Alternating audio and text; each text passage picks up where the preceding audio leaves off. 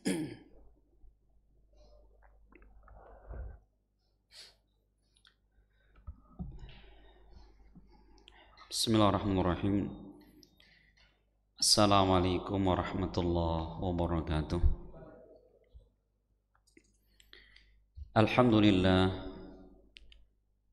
wassalatu wassalam ala rasulillah wa ala alihi wa ashabihi wa man tabi'ahum bi ihsanin ila yaumiddin. Wa asyhadu an la ilaha illallah wahdahu la syarika lah wa asyhadu anna Muhammadan abduhu wa rasuluh sallallahu alaihi wa ala alihi wa sallam.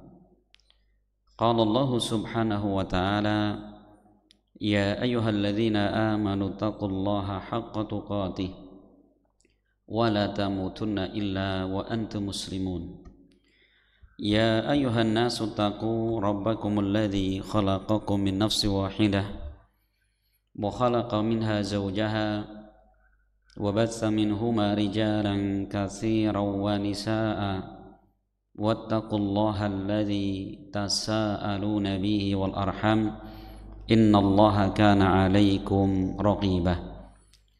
Ya ayyuhalladzina amanu taqullaha wa qulu qawlan sadida yuslih lakum a'malakum wa yaghfir lakum dhunubakum wa man yuti'illaha wa rasulahu faqad faza fawzan 'azima. Amma ba'd.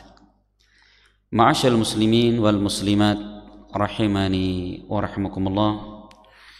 Alhamdulillah, kembali kita mengingatkan untuk senantiasa kita memanjatkan puji dan juga syukur kehadirat Allah subhanahu wa ta'ala atas segala limpahan nikmat yang Allah anugerahkan kepada kita semua, sehingga alhamdulillah di malam yang berbahagia ini Allah kembali mempertemukan kita di masjid yang sangat mulia ini dan di acara yang mulia pula insyaallah.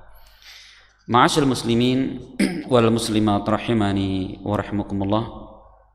Insyaallah kita akan kembali melanjutkan pembahasan kita masih di dalam kitab Bulughul Maram karya Al-Hafidz Ibnu Hajar Al-Asqalani rahimahullah, di mana kitab Bulughul Maram ini adalah kitab yang menjelaskan tentang fikih Islam dari A sampai Z.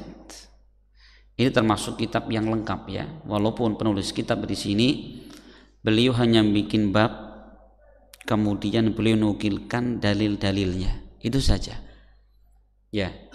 Dan tentunya bagi seorang muslim ketika menerima ilmu dengan disebutkan dalil-dalil, maka akan apa?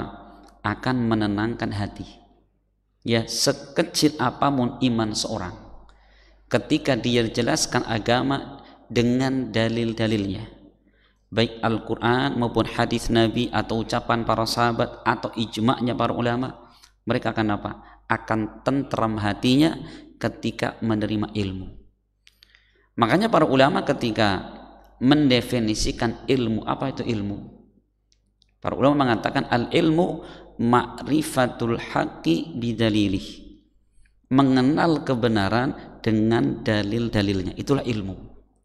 Makanya kalau kita menamakan sedang menuntut ilmu, mencari ilmu, maka jangan pernah lupa disebutkan masalah mana dalilnya, mana Al-Qur'annya, mana hadisnya. Nah gitu ya, Masya Allah. Makanya orang ketika mendengarkan penjelasan dengan dalil-dalilnya, tentram jiwa mereka. Bahkan apa? Orang yang tadinya tidak cocok saja bisa menjadi cocok. Kenapa? Ini ilmu hadis yang keluar daripadanya. Nah, kenapa sekalian bahwa Nabi kita Muhammad SAW telah menjamin, ya, siapa yang berpegang teguh dengan dua perkara ini tidak akan pernah tersesat selama-lamanya. Apa itu?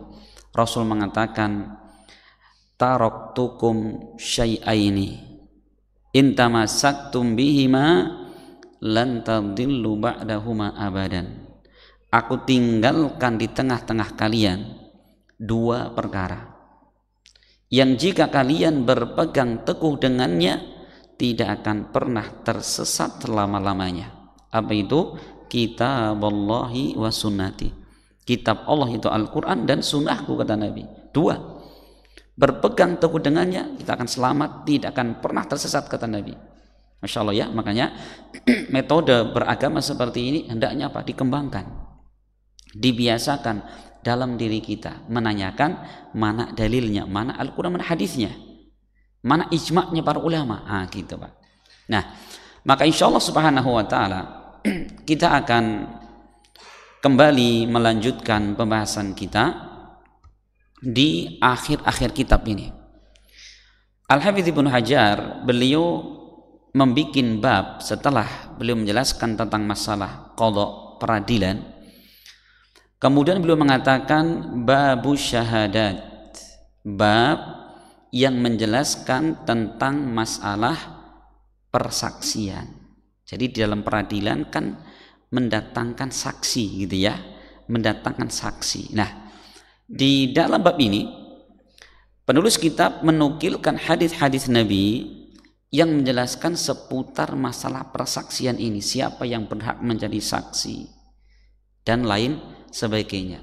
Nah, sebelum kita masuk pembahasan, biasa kita akan menyebutkan tentang definisi. Gini Pak, kata para ulama, di antara kunci keberhasilan seseorang untuk mendapatkan ilmu itu dengan 4 cara. Ini para ulama mengatakan, ma hawalal ilma ahadun jami'an walau marra alfasanah.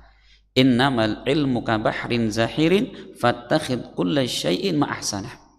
Tidak akan pernah seseorang dia bisa menguasai ilmu agama dari awal sampai akhir, walaupun dia mempelajarinya selama 1000 tahun. Andai kan ada orang dipanjangkan umurnya 1000 tahun, habiskan umurnya belajar ilmu agama, tidak akan bisa cukup waktunya. Kenapa? Innamal ilmu kabahrin zahirin, karena ilmu agama bagaikan lautan yang sangat luas. Maka bagaimana caranya? Fattakhidh kulla syai'in ma'ahsanah. Maka ambillah pada setiap disiplin ilmu, ambil terpentingnya. Apa terpentingnya?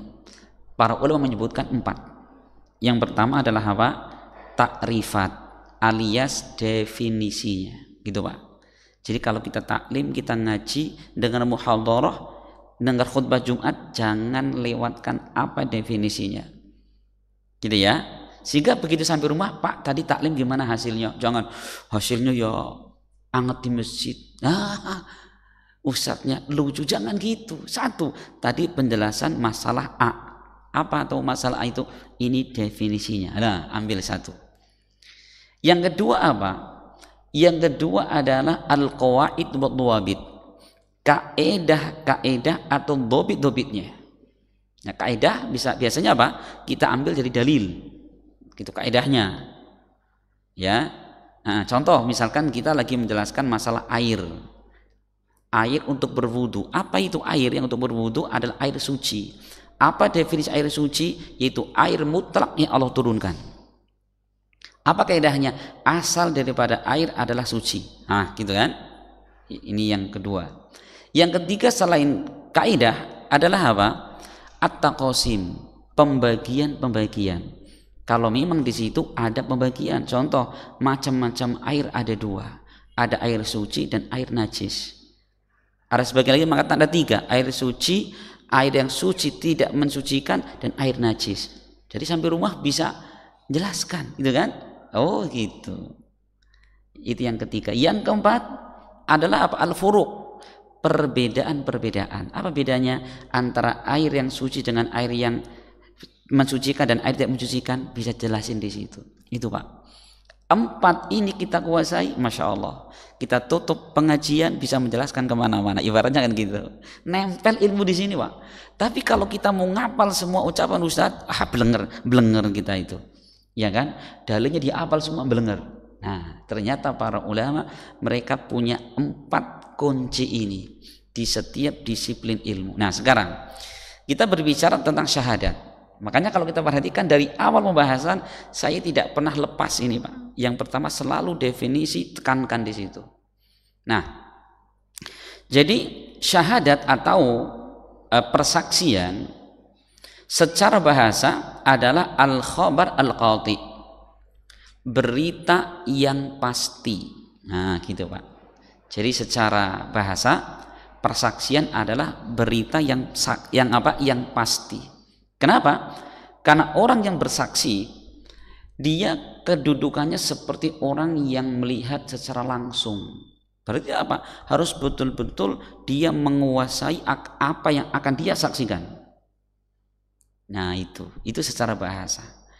Adapun secara istilah para ulama bahwa persaksian adalah al-ikhbaru bihaqqin lil ghairi 'alal ghairi fi majlisil qadha, yaitu mengkhabarkan bihaqqin lil ghair, tentang hak milik orang lain. Dia mengkhabarkan tentang hak untuk orang lain, ya, fi majlis qadha, di persidangan. Nah, gitu Pak, di persidangan. Gitu ya. Jadi orang yang menjadi saksi dia adalah apa? Dia akan memberikan informasi yang lengkap. Maka Pak, dia harus ngapa? Dia harus betul-betul faham, ngerti tentang yang akan dia saksikan. Makanya dalam Islam Pak, misalkan ya, ada orang nih. Ada orang, kamu siap sebagai saksi? Siap. Tentang apa? Si A sama si B berzina misalkan. Sudah kita jelaskan ya. Sudah, kalau dia siap, maka Pak, hakim akan manggil dia, didatangkan ke pengadilan. Berapa orang? 4 orang Pak, 4 orang didatangkan. Kalau ternyata dari 4 orang ini persaksiannya berbeda, nah gimana Pak? Beda. Yang si A ditanya, Mas kejadiannya di mana? Oh ya, kejadiannya di Batu Raden. Di mana Mas? Enggak kok, di Purbalingga. Di mana Mas? Cilongo. Oh, ini orang ini enggak beres semua ini. Malah apa? Keempat saksi ini yang dihukum cambuk 80 kali. Gitu ya. Kenapa? Dia berarti menebarkan berita bohong, apalagi menuduh orang berzina. Gitu. Maka di dalam persaksian itu Pak, jadi mengkhabarkan tentang hak orang lain, ya, di majelis pengadilan. Nah, sekarang pertanyaan, Ustadz, apa hukumnya menjadi saksi? Para ulama menyebutkan bahwa apabila berkaitan tentang haknya Allah Subhanahu wa taala, berkaitan tentang selain haknya Allah Subhanahu wa taala, yaitu berkaitan tentang haknya manusia, maka hukumnya adalah fardu kifayah. Contoh gini Pak, misalkan ya, A sama B sedang terjadi sengketa tentang apa? Tentang kepemilikan barang misalkan. A sama B dia lagi berebut apa misalkan? Berebut anak dia, contohnya gitu kan, ada di zaman Nabi Sulaiman. A mengatakan ini anak saya, B mengatakan anak saya gitu. Lah ini tetangganya, dia ngerti dari si ibu ini melahirkan sampai ngasuh sampai besar gitu. Tiba-tiba sudah umur 2 tahun ada yang ngaku-ngaku. Perhatikan, anak ini punya siapa? Nah, misalkan saya ini sebagai tetangga, saya kan tahu persis. Tahu anaknya pas Jibril lahir saya juga nengok gitu ya. Dikasih nama saya juga datang. Kemudian besar setiap hari keliling di rumah saya juga tahu gitu. Di pengadilan saya kemudian apa? Saya datang. Hukumnya apa kalau seperti itu? Hukumnya asalnya adalah fardu kifayah. Artinya apa? Kalau ternyata yang menjadi saksi bukan hanya saya, ternyata apa? Satu RT ngerti semua. Hukumnya fardu kifayah Pak. Fardu kifayah. Gitu ya. Tetapi kalau ternyata dari hakim nunjuknya cuma saya, yang selain kalinya nggak ditunjuk, bagi saya hukumnya menjadi fardu ain. Untuk apa? Datang memberikan kesaksian di situ. Yang saya tahu ilmu, saya tahu duduk permasalahannya kan gitu. Cuma apa, si ibu B ini dia ngaku-ngaku. Oh gitu ya. Ini buktinya saya membawa surat kelahiran, bisa dibikin. Ya. Ini surat nota bayar rumah sakit bisa dibikin kan gitu ya. Tapi kalau saya tahu wajib untuk bisa menyampaikan kebenaran itu contohnya Pak. Kalau hakim menunjuk saya sebagai sebagai saksi, maka wajib fardu ain saya untuk mendatanginya. Ya, ini ya. Adapun dalil-dalil yang menjelaskan tentang disyariatkan adanya persaksian itu berdasarkan Al-Quran, Sunnah Nabi dan Ijma. Adapun Al-Quran ini kaidahnya Pak, yaitu Allah berfirman di dalam surat Al-Baqarah ayat 282. Allah mengatakan wala ya'ba syuhada'u idza ma du'u, dan janganlah kalian ya'ba enggan untuk menjadi saksi apabila kalian diminta oleh siapa? Oleh pengadilan. Jangan enggan, mau datang. Gitu ya. Kenapa? Karena di situ membantu sekali. Membantu sekali apa? Bisa memberikan hak seperti yang sebenarnya. Kan gitu. Iya, itu diantaranya. Adapun hadis Nabi SAW, Rasul mengatakan bahwa al-bayyinatu 'alal mudda'i wal yaminu 'ala man ankar. Hadis diriwayatkan Imam Tirmidzi dan selainnya. Rasul mengatakan, bagi orang yang mendakwa, mengaku-ngaku, dia harus mendatangkan bukti. Di antara bukti adalah saksi Pak. Contoh misalkan ya, ini anak punya saya, buktinya ini saya yang bawa tetangga saya, gitu ya, itu saksi diantaranya. Wal yaminu alaman ankar, dan sumpah bagi orang yang mengingkari. Jadi gini Pak, kalau kata Ibnu Qayyim, ketika seorang hakim hendak memutuskan perkara seseorang, maka yang pertama hakim akan mendengarkan penjelasan dari pihak yang mendakwah.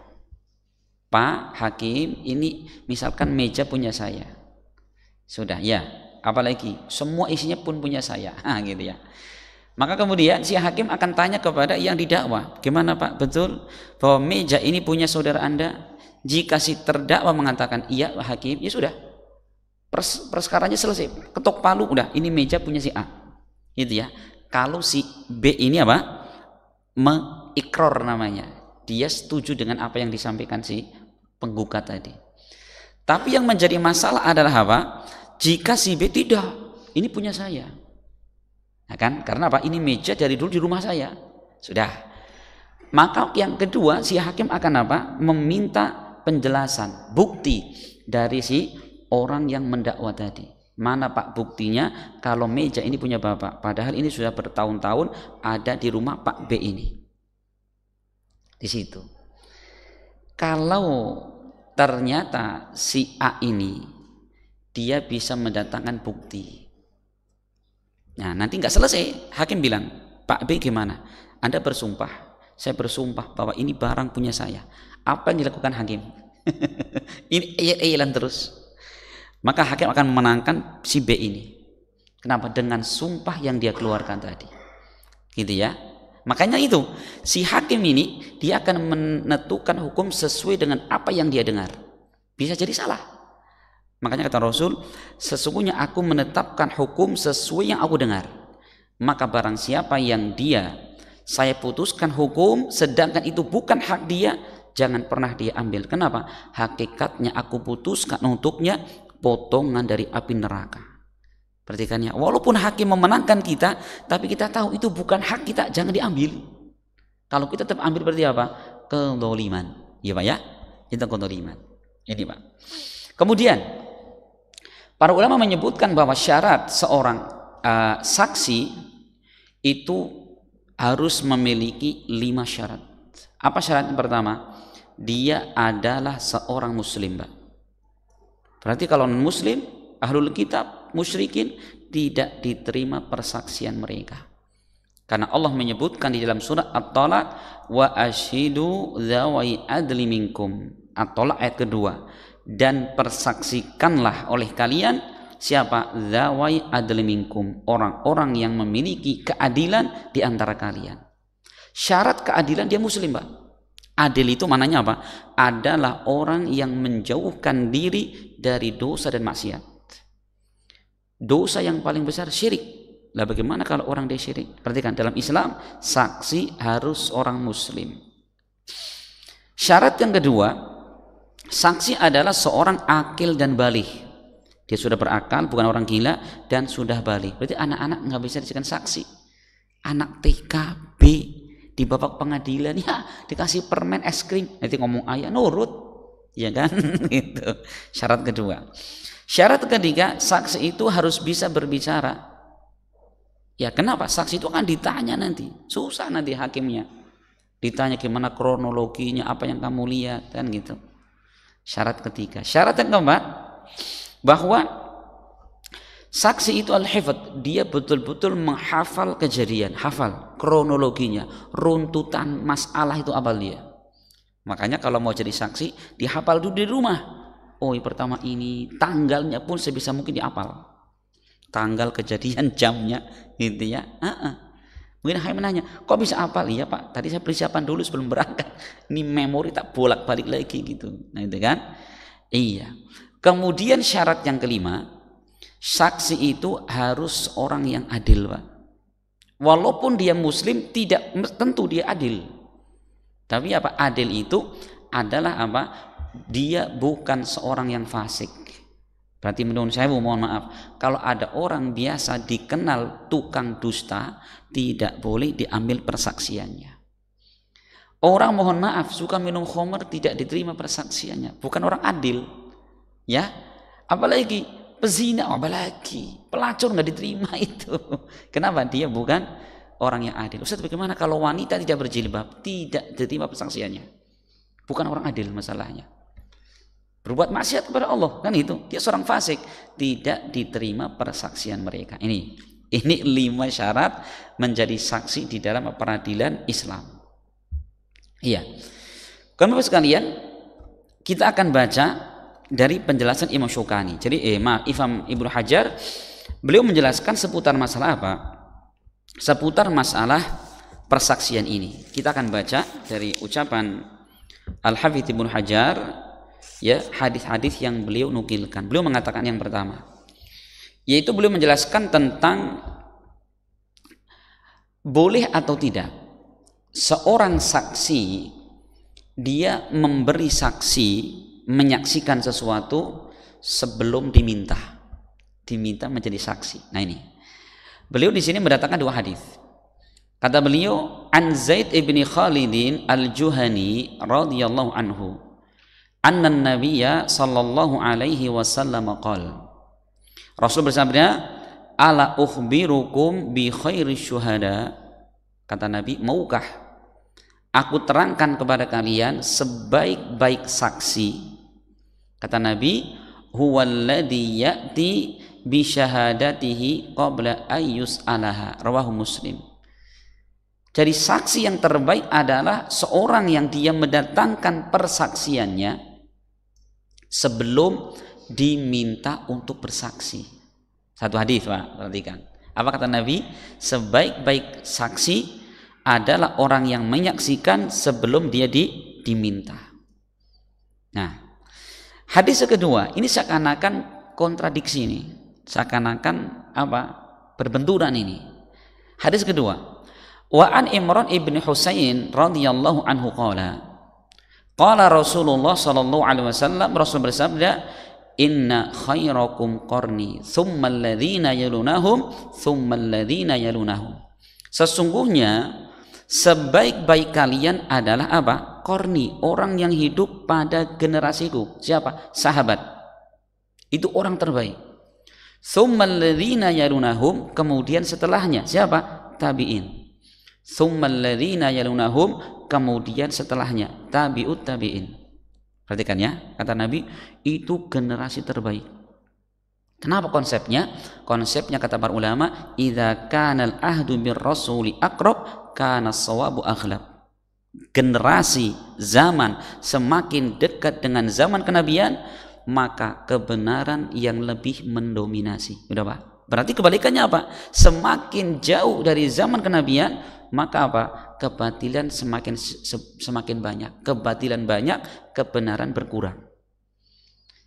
3 generasi terbaik. Kemudian kata Nabi, "Tsumma yakunu qaumun yashhaduna wa la yustashhadun." Kemudian setelah 3 generasi ini akan datang suatu kaum yang mereka bersaksi dalam keadaan mereka tidak diminta untuk menjadi saksi. Kan celaan ya. Kemudian wa yakhununa wa la yu'tamanun. Mereka berkhianat padahal mereka tidak diberi amanat, Pak. Minta amanat. Ya, Pak, serahkan amanah Bapak Ibu urusan jenengan kepada saya. Sudah dikasih, khianat lagi itu, Pak. Ada pas zaman kita, Pak, ngabrek-abrek. Nah, itu generasi buruk itu. Itu mereka berkhianat padahal apa? Mereka dulu tidak diberi amanat. Nah, kan aneh. Yang terakhir, wayandiruna wala yufun. Mereka bernazar dan mereka tidak menunaikan nazarnya. Yang terakhir, wayadharu fihi musiman, dan nampak pada mereka apa? Badan-badan yang gemuk. Maksudnya apa? Mereka bangga-banggaan badan yang gemuk. Ototnya gitu ya. Jadi perlombaan, Pak. Dulu di zaman Rasul tabi'in belum ada lomba apa otot gede-gedean, belum ada, Pak. Yang ada zaman kita. Makanya sehari harus makan telur 3 kilo, ikan 3 kilo, daging 3 kilo, bangkrutin ya. Di zaman awal belum ada, Pak. Kita kembali. Yang menjadi saya di sini kan Rasul mencela itu, bahwa setelah 3 zaman terbaik itu akan muncul siapa? Orang yang bersaksi padahal mereka tidak diminta menjadi saksi. Lah, perhatikan, ini seakan-akan kenapa? Bertentangan ya. Hadis pertama mengatakan sebaik-baik saksi adalah orang yang mendatangkan persaksian sebelum diminta. Hadis kedua, orang yang jelek itu apa? Ketika mereka bersaksi padahal tidak minta untuk bersaksi. Terus bagaimana cara menggabungkan? Nah, para ulama menyebutkan bahwa seorang yang bersaksi ya sebelum mereka diminta untuk bersaksi yang tercela, yaitu apa?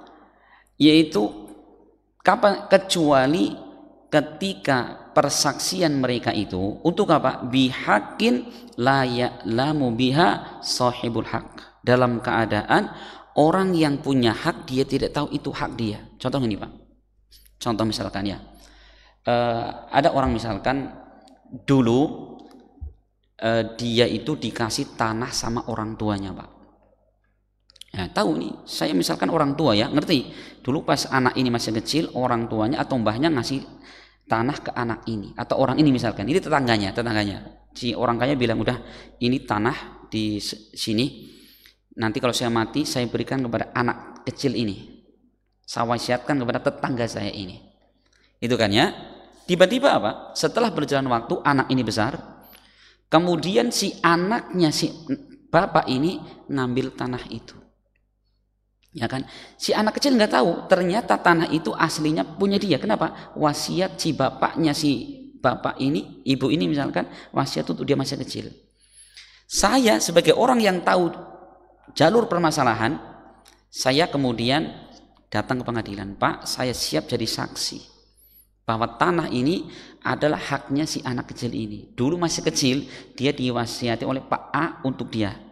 Gitu, Pak ya. Itu yang terpuji, Pak. Itu yang terpuji. Adapun yang tercela, ya,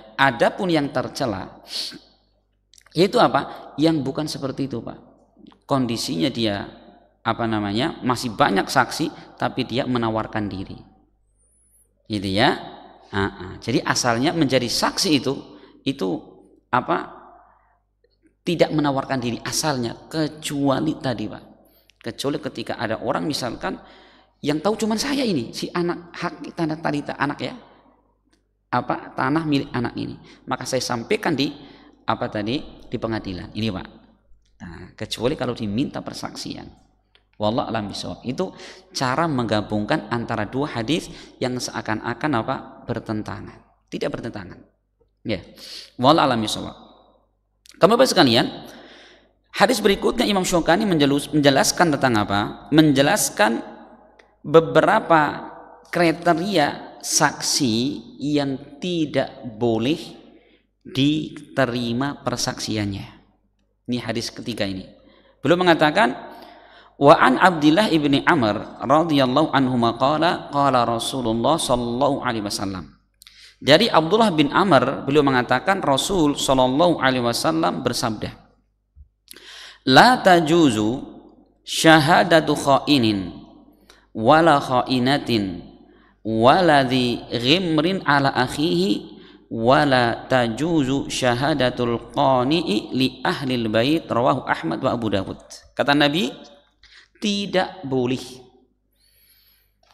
menjadi saksi siapa? Tidak boleh persaksiannya kha'in. Siapa kha'in? Orang yang berkhianat. Apa khianat itu? Yaitu orang yang diberi amanat, tapi apa? Dia tidak menunaikan amanat itu, Pak. Ini perhatikan. Ya, dia dipercaya malah khianat. Suruh jaga kambing orang, malah kambingnya disembelih. Contohnya gitu, Pak ya. Iya, suruh ngurus keuangan perusahaan kah? Negara kah? Udah digaji, malah ngambil kantong, itu khianat namanya, Pak. Di dalam Islam tidak boleh diterima persaksian orang seperti itu. Jadi kalau sudah pernah terkena kasus korupsi, nggak boleh jadi saksi, Pak. Orang pengkhianat gitu ya. Iya. Yang pertama kata Rasul, wala khainatin, atau wanita yang pengkhianat, nggak boleh ambil saksinya, Pak. Kemudian wala dhi ghimrin ala akhi, dan tidak boleh pula mengambil persaksian dari siapa? Orang yang punya permusuhan, dendam kepada saudaranya. Contoh gini, Pak, A sama B lagi ada sengketa.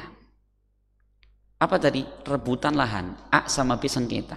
Tiba-tiba si B ini mendatangkan saksi. Siapa saksinya? Musuh bebuyutannya si A. Berarti kan A sama B lagi sengketa tanah. B kemudian bawa saksi. Siapa saksinya? Si C. Siapa C ini?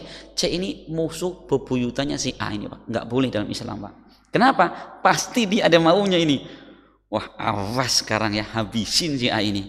Ya gitu, nggak boleh. Makanya ada ini, kita kadang-kadang, ini bukan di pengadilan, Pak. Kadang-kadang ada orang ini ya, datang kepada kita bilang, Mas, atau Ustadz, atau Pak, si Fulan ini orangnya nggak bener A, B, C, D. Dia kenapa jelek-jelekin orang? Dilihat dulu, kalau ternyata si A ini yang lapor kepada kita, dia ada masalah dengan si A ini, si B ini ya, si B ini misalkan, jangan kita terima. Mesti apa? Dia akan nambah berita, ya betul tidak? Iya. Dia ngomongnya apa, tambahannya panjang sekali. Karena ada permusuhan, nggak objektif mesti gitu. Gitu ya, makanya Masya Allah ini. Kadang-kadang kita terima berita dari orang. Ini orang yang dia beritakan siapa? Oh, musuhnya. Oh, jangan diterima itu. Jangan diterima. Hati-hati ini.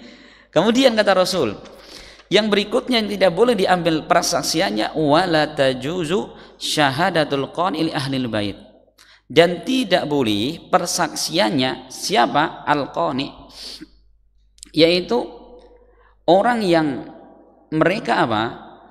Yang sebagai pembantu, namun dia apa?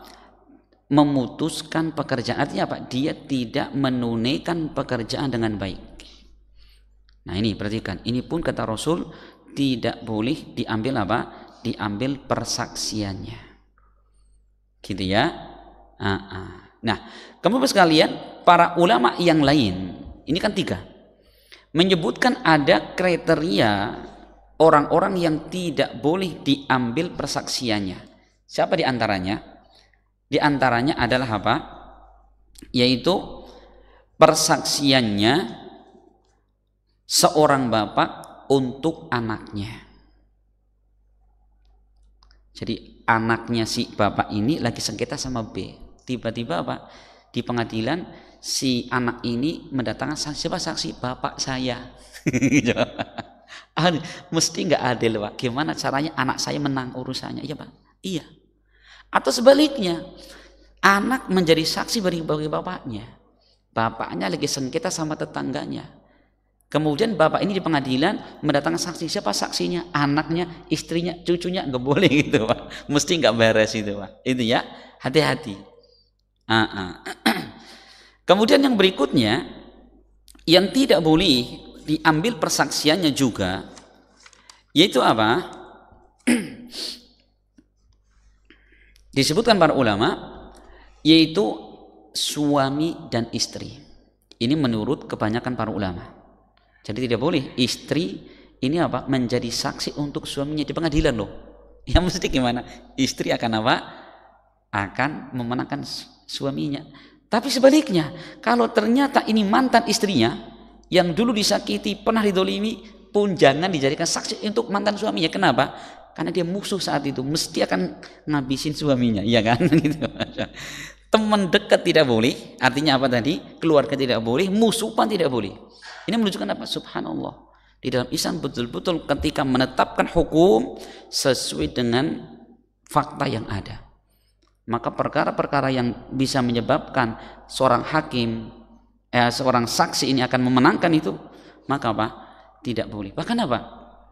Tidak boleh seorang saksi ini apa? Mendapatkan bayaran.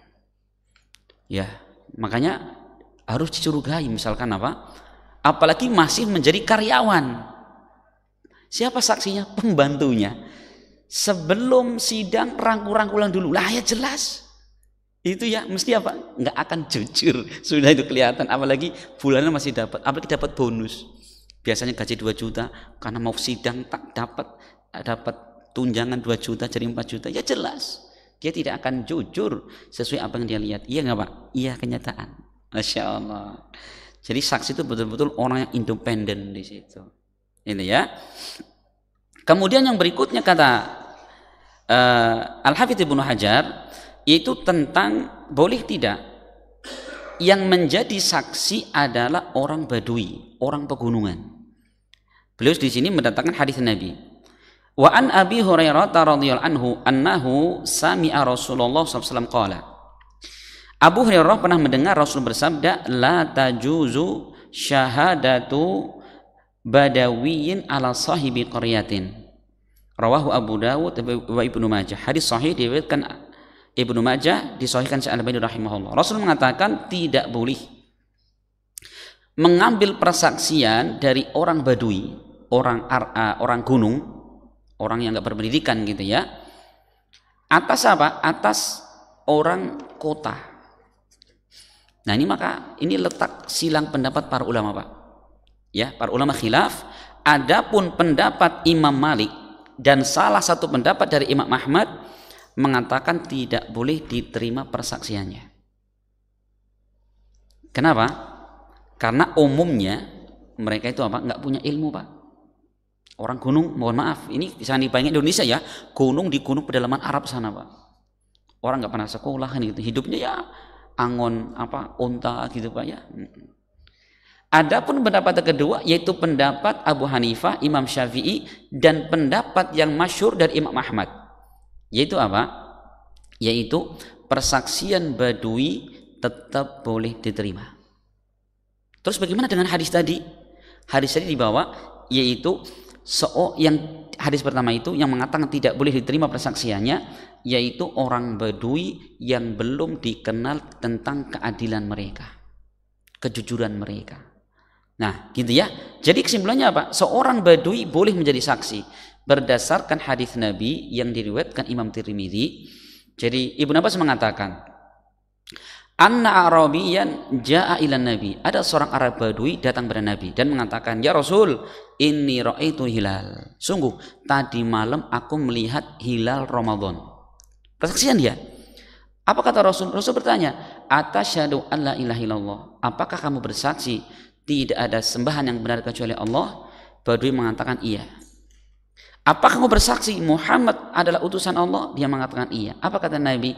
Fa'adzin fin nasi ya Bilal ayyasumu ghadan. Bilal, tolong malam ini kamu umumkan kepada manusia besok berpuasa. Siapa yang datang tadi? Seorang Badui. Nah ini pendapat yang kuat bahwa persaksian Badui itu apa? Itu boleh diambil persaksian mereka. gitu ya. Wallahu a'lam bishawab. Kemudian Bapak sekalian, yang berikutnya penulis kita di sini mengingatkan tentang apa? Mengingatkan tentang haramnya apa? Persaksian palsu. Ya, bersaksi tapi palsu, Pak. Kita akan baca hadisnya.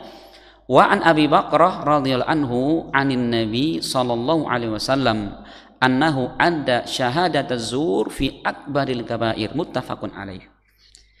Abu Bakrah mengatakan dari Nabi SAW bahwa Nabi mengkategorikan bahwa saksi dusta, ya, jadi saksi palsu, min akbaril kabair, termasuk dosa besar yang paling besar. Hadis diriwayatkan Bukhari Muslim, Pak. Apa kata Nabi?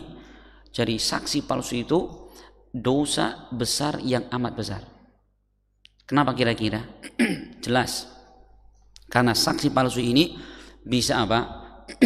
Bisa menyebabkan seorang makan harta orang lain dengan batil, kan gitu, Pak. Jadi contohnya misalkan ada orang sedang sengketa masalah tanah misalkan. Hakim akan apa? Meminta saksi. Saksinya, tenang Pak Hakim, saya bersumpah bersaksi bahwa tanah ini punya si Pak B misalkan. Hakim, ya, dia sudah kita jelaskan, dia akan apa? Menghukumi sesuai yang dia dengar, apalagi bawa bukti-bukti misalkan.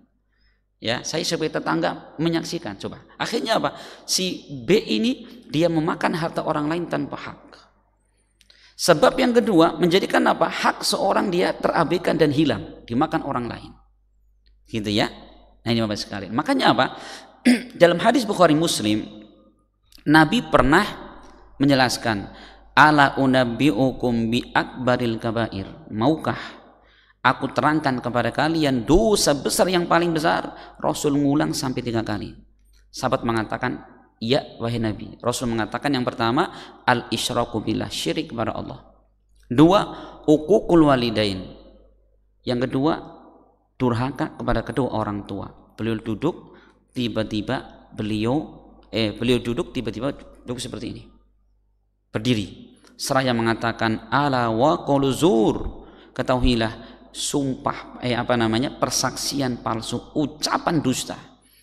Rasul terus mengulang-ulang kalimat itu sampai para sahabat mengatakan andaikan Rasul diam. Saking apa? Beliau mengulang-ulang terus. Dosa yang paling besar adalah apa? Persaksian palsu, ucapan dusta, ucapan palsu, kata Nabi. Hati-hati ya. Masya Allah, ini Bapak sekalian luar biasa. Nah, ini adalah apa?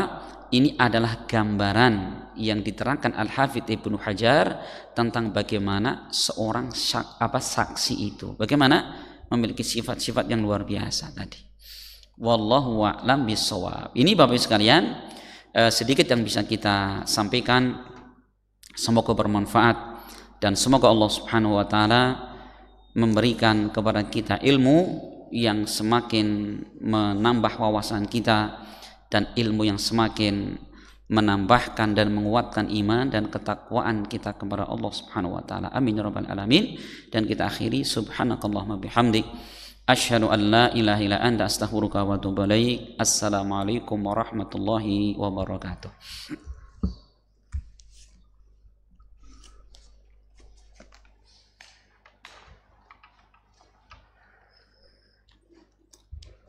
Allahu Akbar.